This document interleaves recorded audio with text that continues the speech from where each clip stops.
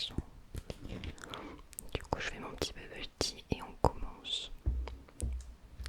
Dans cette vidéo, on va parler de 3 sujets particuliers. Du coup, je t'invite à regarder avec la timelapse en bas, la timeline, voir quel est le sujet que tu veux voir.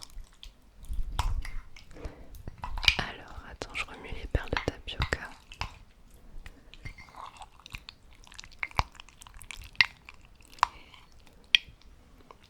J'ai préparé les perles de tapioca. Je me fais tout le temps des bubble tea maison. Je t'invite à boire un truc aussi. En regardant cette idée.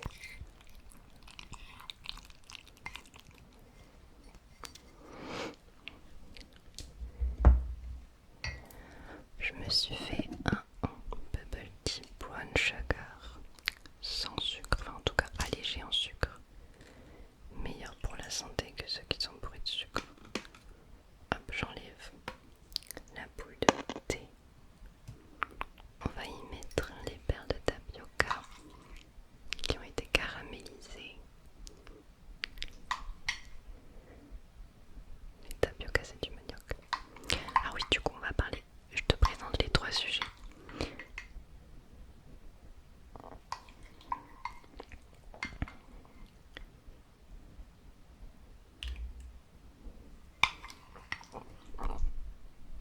Ça va être beaucoup du blabla parce qu'il y a des choses qui en ce moment ne me plaisent pas trop. Des choses qui me pèsent un peu sur le cœur, même beaucoup. Et du coup, voilà, je voulais vraiment vous en parler. Donc on commencera par le plus gros sujet qui sont les meet-up. Pourquoi j'ai arrêté de faire des meet-up? J'ai mis peut-être un peu trop de perles, j'avoue. Je me suis dit, il n'y a jamais assez de perles. Le second sujet, ce sera politique. Et le dernier sujet, ce sera vie personnelle. Mais au début de la vidéo, quand même, je vais te donner des nouvelles de façon générale sur moi et ma petite famille.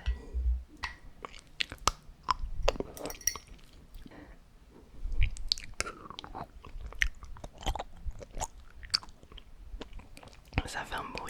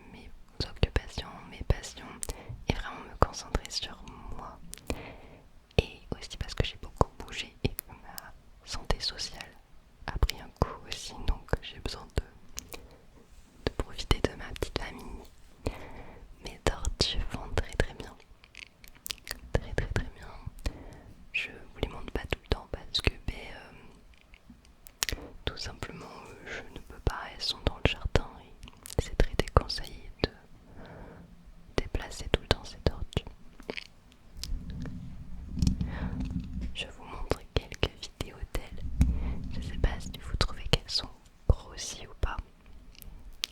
Je trouve qu'avec le soleil qu'il y a en ce moment, les carapaces ont changé un petit peu de couleur. Mais elles font très bien, elles se plaisent énormément dans l'enclos. Donc merci.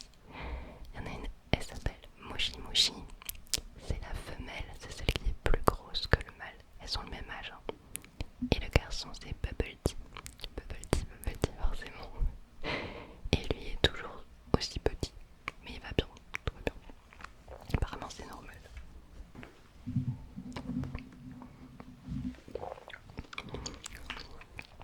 Mon chien va bien, j'ai un chien qui s'appelle Stun.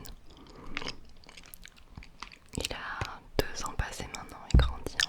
Il y en a qui l'ont vu tout petit. J'étais sur les réseaux quand je l'ai adopté du coup.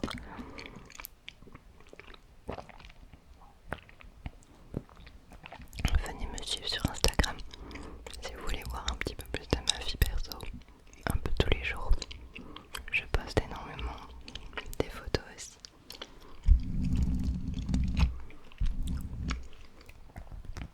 Que ça y est, le début des vacances va commencer. Même si dans ma tête je suis à moitié en vacances parce que je suis en plein dans un énorme projet. Mais du coup, je suis contente. On va profiter un peu de Montpellier parce qu'on n'a pas souvent le temps finalement d'aller à la plage, donc ça va être l'occasion.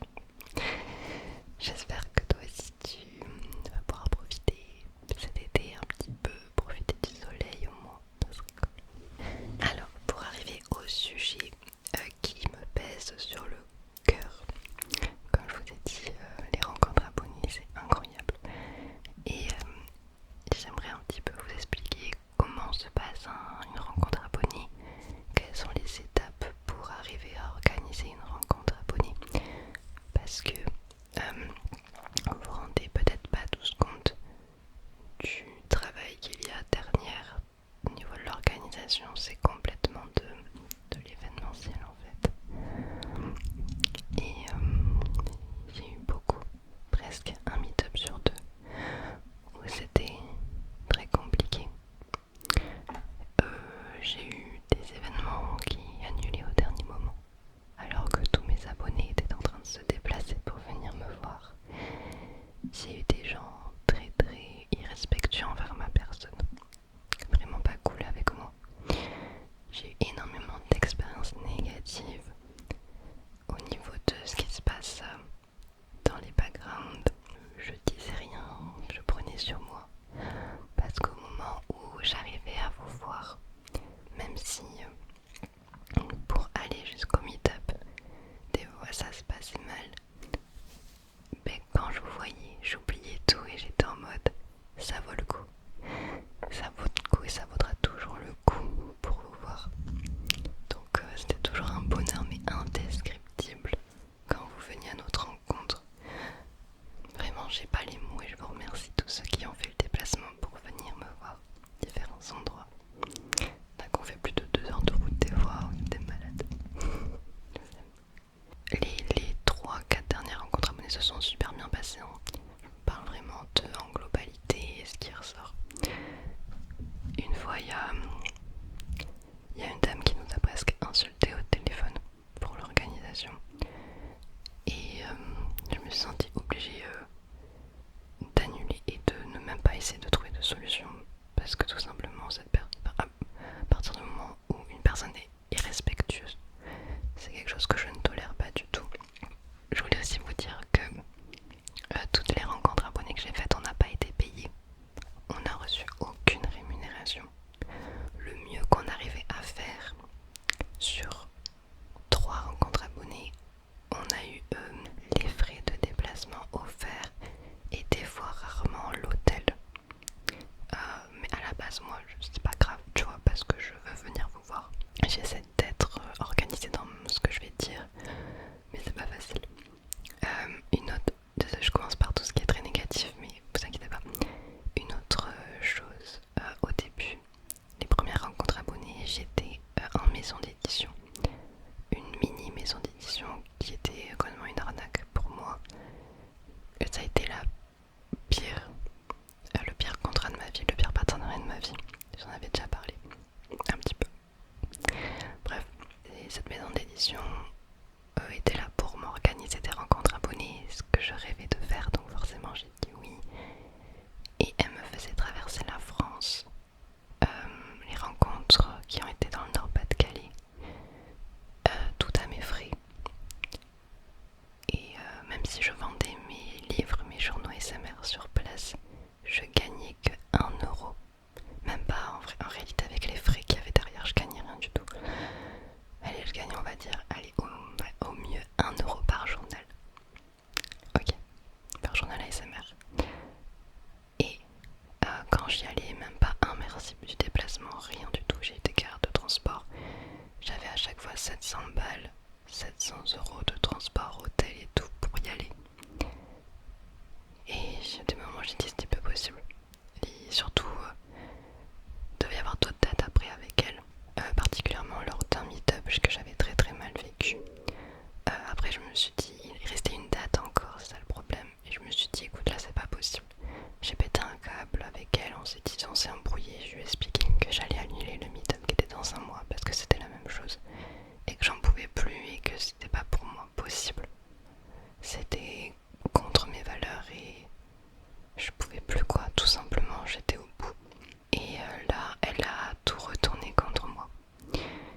Elle a dit à l'événement que c'était moi qui annulais, que j'annulais tout le temps au dernier moment, que j'étais pas quelqu'un de fiable, que je voulais pas me déplacer, etc.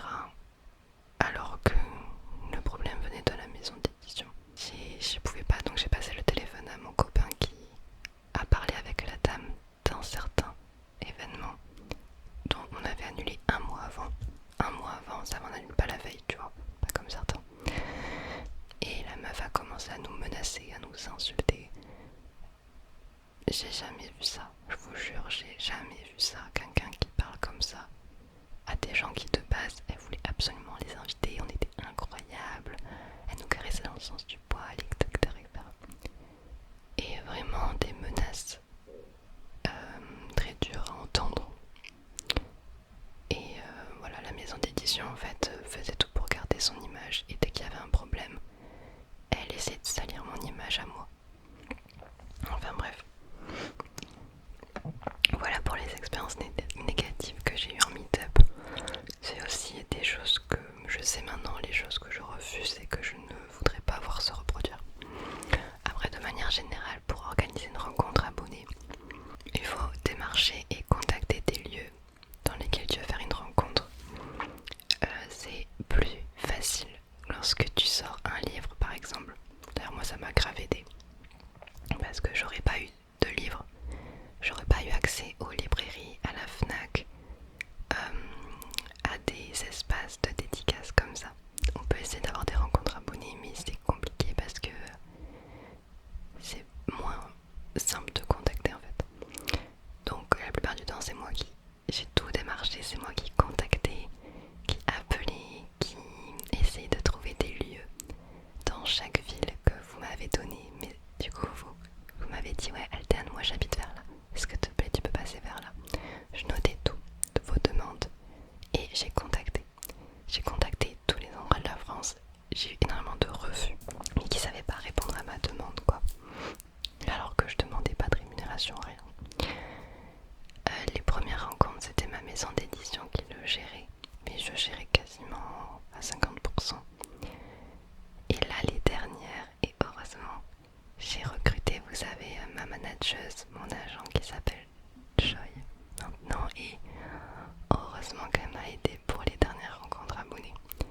Du coup je l'ai vécu beaucoup mieux, j'avais plus toute cette charge mentale autour de l'organisation, même si on a quand même été déçus, hein, il y a eu des choses, toujours les gens qui manquent de respect, etc.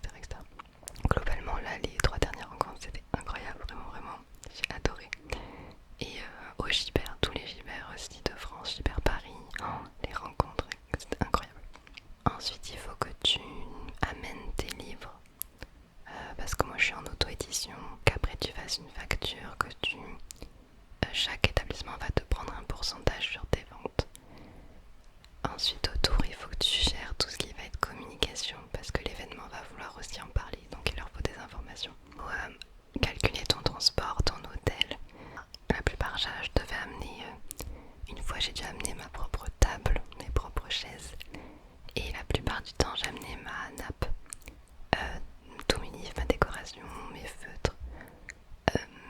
c'est l'endroit qui encaissait pour les livres, soit c'est moi qui venais avec mon TPE pour les cartes bancaires. Ces petites choses qui peuvent paraître des détails, c'était beaucoup d'organisation.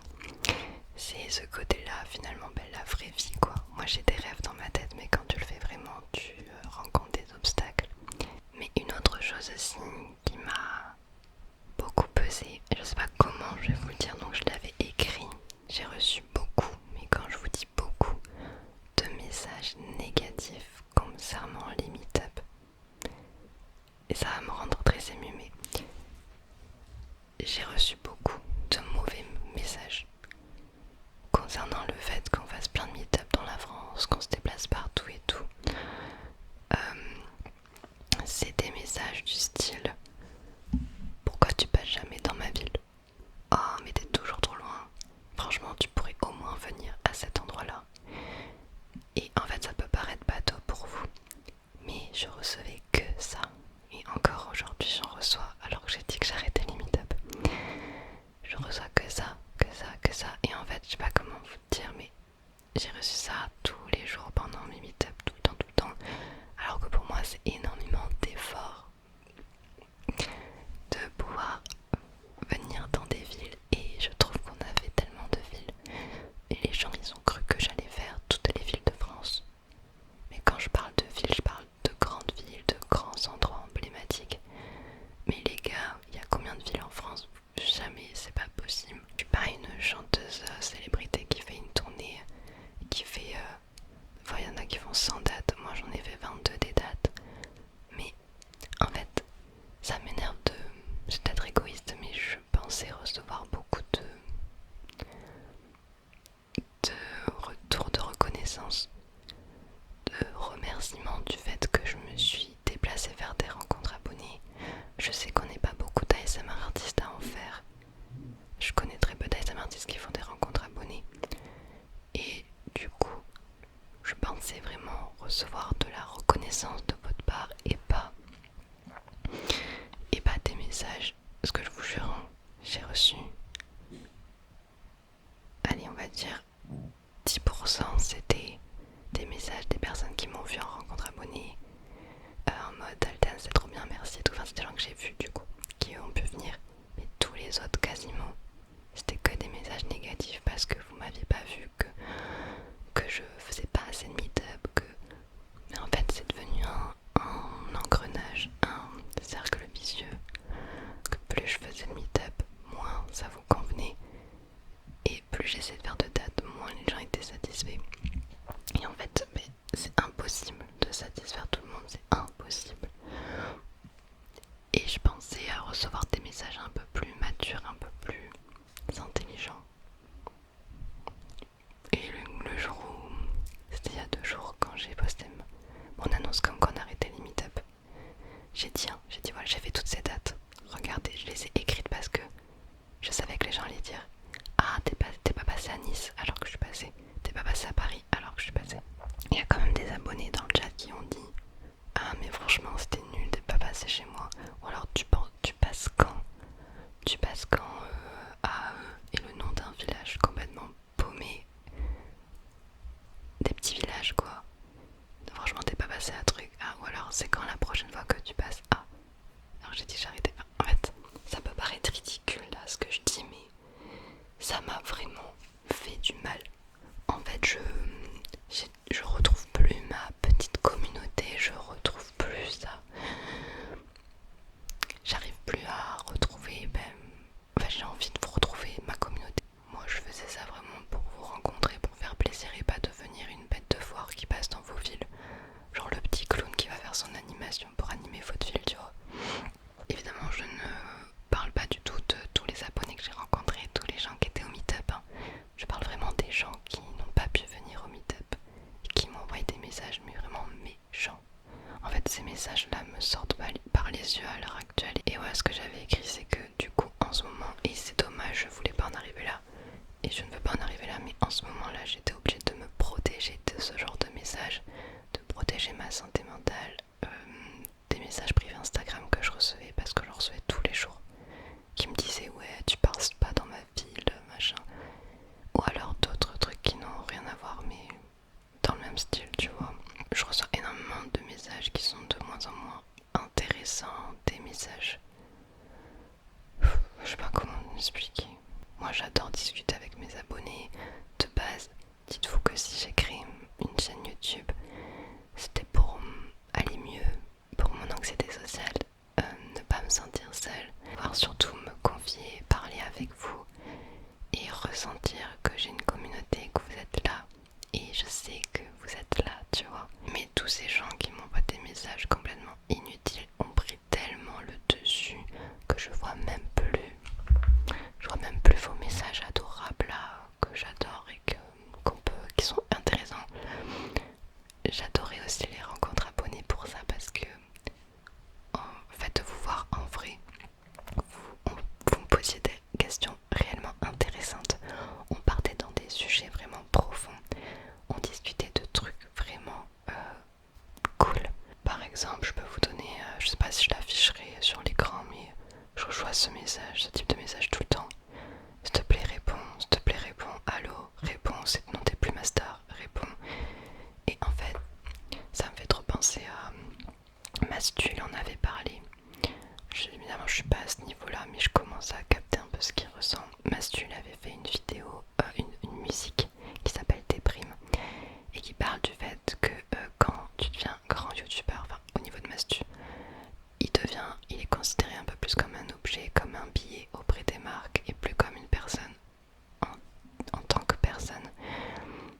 Et moi, des fois, je ressens ça, mais derrière moi, j'ai un cœur, je veux être proche de vous.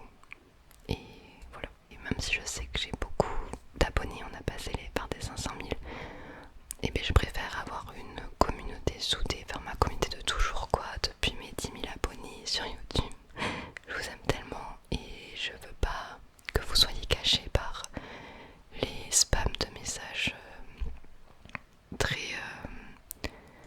immatures quoi. Je voulais vous dire que ça me pesait et que pour tout vous dire, j'avais très très hâte d'annoncer la fin des rencontres abonnées. Normalement ça s'annonce même pas. Tu dis pas voilà il n'y a plus de meet-up, tu le dis pas. Mais en fait j'avais besoin de le dire pour que cette vague de messages que je reçois tous les jours s'arrête. Pour que ça s'arrête ce genre de messages. J'avais trop hâte de dire stop. Ah, ça me rend dingue parce que j'ouvre tous vos messages de base. Et quand tu ouvres, allez, 100 messages sur 99, c'est des messages, ouais, réponds-moi, ouais, machin. Comme si j'étais... bref.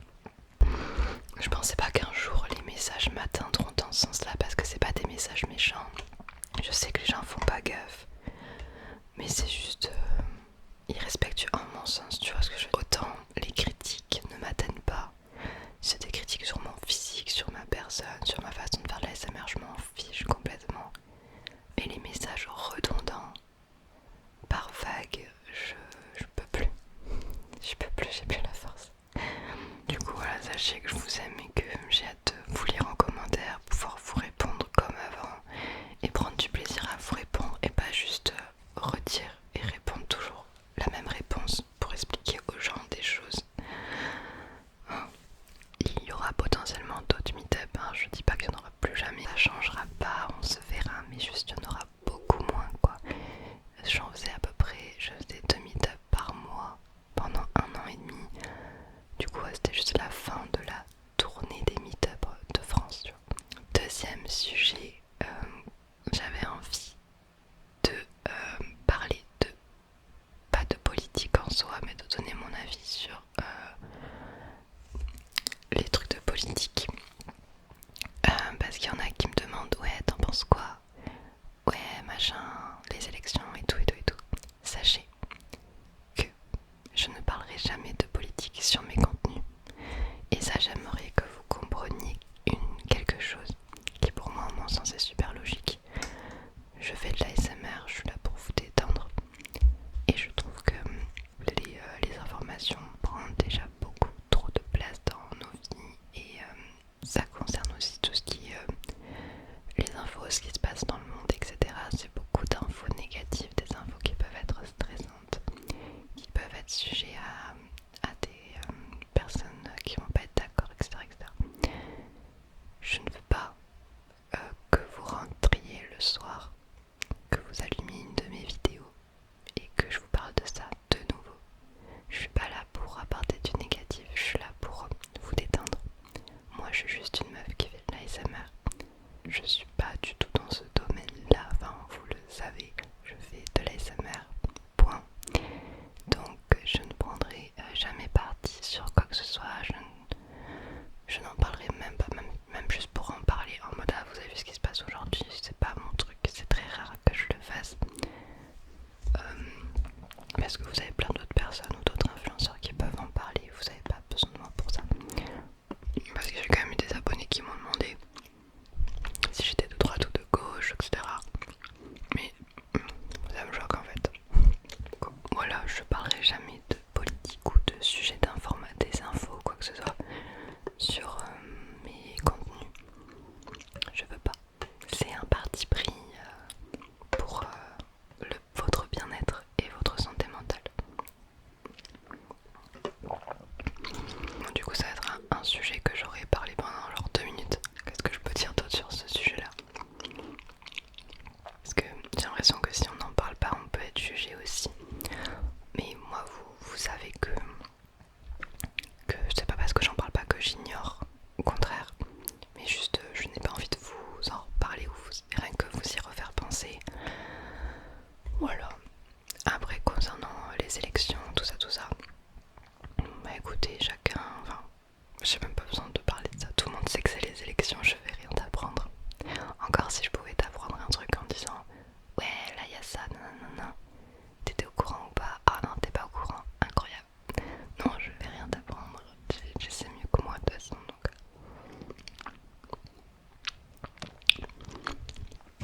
Moi je serai toujours là pour vous détendre, vous faire penser à autre chose, juste vous amener vers le sommeil, etc. Donc jamais je vous parlerai de sujets stressants, qui peut être stressant pour certains et d'autres non, mais je prendrai jamais aucun risque par rapport à ça. Je suis trop attachée à votre santé mentale et à votre bien-être. Voilà. Et pour finir, concernant